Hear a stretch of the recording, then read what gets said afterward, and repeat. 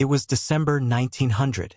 3 lighthouse keepers were stationed on some remote islands.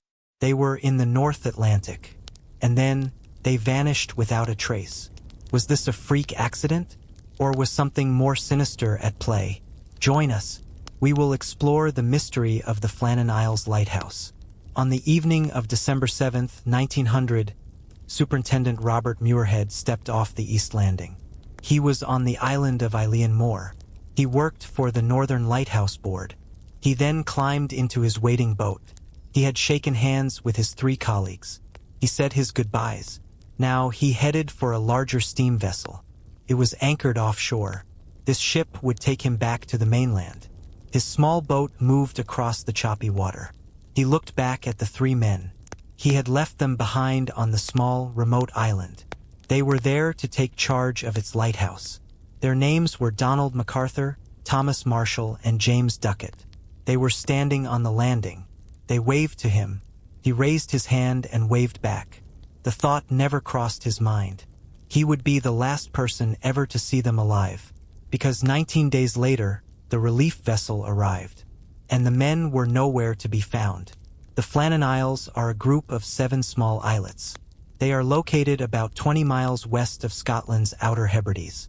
This strange disappearance would happen right here. And that is what makes the story so unsettling. Something is chilling about the mystery of these 3 men. They were isolated at the edge of the civilized world. The vast and hostile Atlantic Ocean surrounded them. The islands themselves got their name from a 7th-century Irish priest, Saint Flannan. For as long as anyone could remember, they were uninhabited. The settlers on the nearby islands of the Outer Hebrides had a great superstition about this bleak and deserted group of craggy rocks. Many fishing boats and merchant vessels had wrecked there over the years. The Hebrideans often ferried sheep to the Flannans. The grass there was lush, but they believed it was very unlucky to spend a night on the islands. During the 1890s, the Northern Lighthouse Board decided to build a lighthouse. They chose Eilean Mor, the largest of the 7 islets. The work took 4 years. The wild Atlantic Ocean constantly held the building up. Securing supplies proved to be highly challenging. But the lighthouse was finally finished. It began operation on December 7, 1899. It had no wireless communication. The only way to contact the mainland was with visual signals. On a clear day, these could be seen from the Hebrides. 3 men operated the lighthouse at a time. A 4th man would rotate in, spending his time on shore. The mystery begins on the night of December 15, 1900. A sudden storm broke out near the islands. The first sign of trouble came from the captain of an American steamer. The ship was the SS Archtor. It was sailing from Philadelphia to the port of Leith in Edinburgh. Just before midnight, it passed close to Eilean Mor. The captain noticed the lighthouse was strangely dark. This was almost unheard of for a working rock station like the one on the Flannans. This was reported when the ship docked a few hours later. A dark lighthouse was a significant cause for alarm. However, due to the harsh weather, no immediate action could be taken. The relief vessel, the Hesperus, was scheduled to sail on the 20th. But the conditions were bad. It did not actually set out until dawn on Boxing Day, December 26th. Carried fresh supplies. It also had the relief keeper, Joseph Moore. As they neared the East Landing, the captain of the Hesperus, Jim Harvey, gave 3 long blasts on the horn. He also set off a distress flare. But there was no response. It is evident from the moment they arrived. Something was terribly wrong. There was no welcoming committee from the 3 men. Usually, they would have been outside to greet them. No provision boxes were out to be restocked. And the flag was not flying on the flagstaff. The only sounds were the shrill cries of seagulls and the ominous crash of waves against the cliffs. The isles were eerily quiet. The Hesperus moored in silence. Joseph Moore set off toward the island by himself. He reached the East Landing. He immediately started up the steep path. He headed for the lighthouse. He called out the names of the 3 men as he went. But there was no reply. He found the entrance gate to the compound was closed. The main door to the lighthouse was also closed. Inside, nothing seemed out of place. The lamps were cleaned and refilled. The beds were unmade, as if the men had just gotten out of bed. The washing up was done. There were cold ashes in the fireplace. After his first look, he saw an overturned chair in the kitchen. Then he noticed that all the clocks had stopped. This only made him more worried. Mor returned to the Hesperus. He told the captain what he had found. Then he went back up to the lighthouse. He took more men with him. They hoped to conduct a more exhaustive search.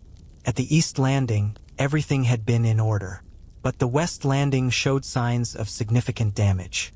It was clear there had been recent storms. A box, placed 110 feet above sea level, was smashed. Its contents were scattered about. Iron railings were bent over. The railway track by the path was torn from its concrete base. And a rock weighing more than a ton had been moved. Above that, on top of the cliff, was more damage. This was more than 200 feet above sea level. The turf had been ripped away. It was torn up as far as 30 feet from the cliff's edge. A further investigation of the lighthouse revealed more. The keepers had kept their log until 9 a.m. on December 15th. Their entries made it clear. The damage had happened before they disappeared. The only other important piece of evidence was this. 2 sets of oilskins or waterproof gear were missing. Only 1 set of outdoor gear was still hanging by the entrance. This suggested that one of the men went outside without his protective clothing. This was very surprising. The weather on the date of the last log entry was severe. It was an especially harsh winter in the North Atlantic. There was no sign of the keepers themselves. Not in the lighthouse. Not anywhere else on the island. They had vanished. Mor and 3 volunteer seamen stayed behind. They took on the duty of getting the lighthouse running again. The Hesperus returned to the shore station at Breskleet. From there, Captain Harvey sent a telegram. It was sent to the Northern Lighthouse Board. It was dated December 26, 1900. It said, "A dreadful accident has happened at the Flannans.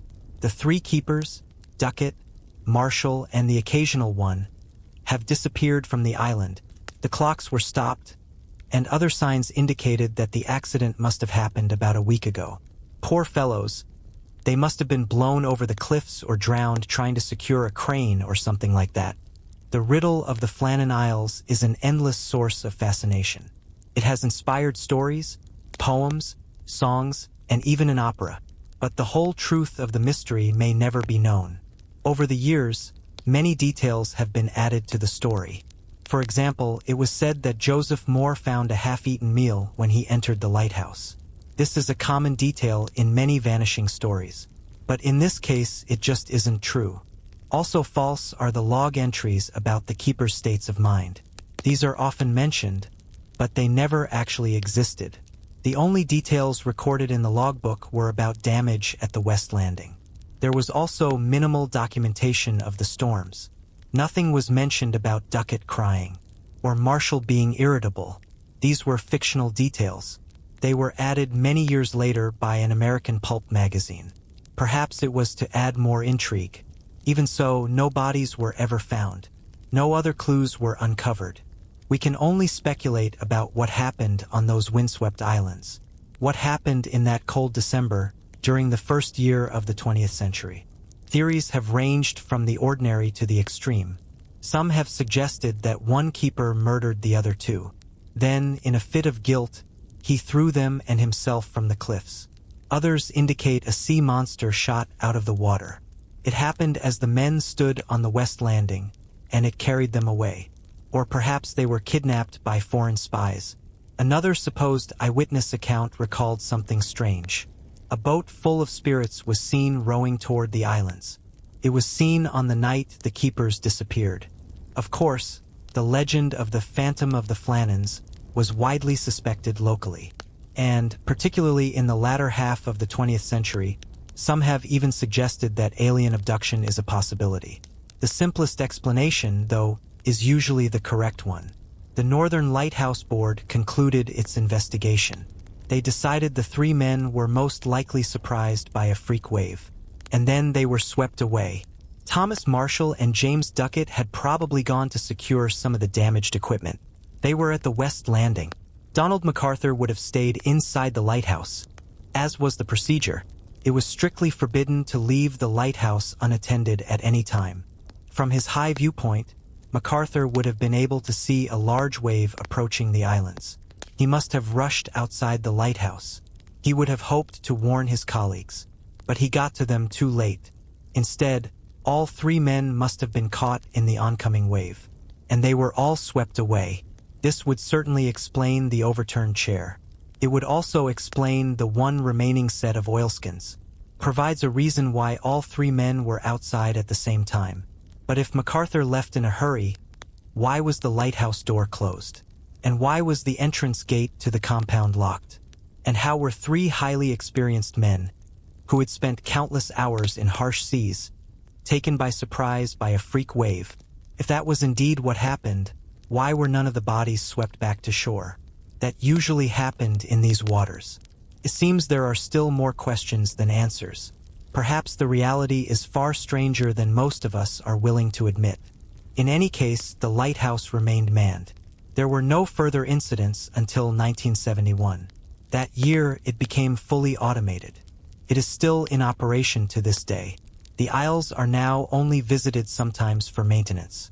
Over the years, the islands could never quite live up to their cursed reputation. Nothing out of the ordinary ever took place there again. However, the mystery of Eilean Mor endures. Perhaps it will live on forevermore. In closing, we leave you with the words of Superintendent Muirhead. In his official report of January 8, 1901, he said of the keepers, "I visited them as lately as December 7th, and have the melancholy recollection that I was the last person to shake hands with them and sleep story.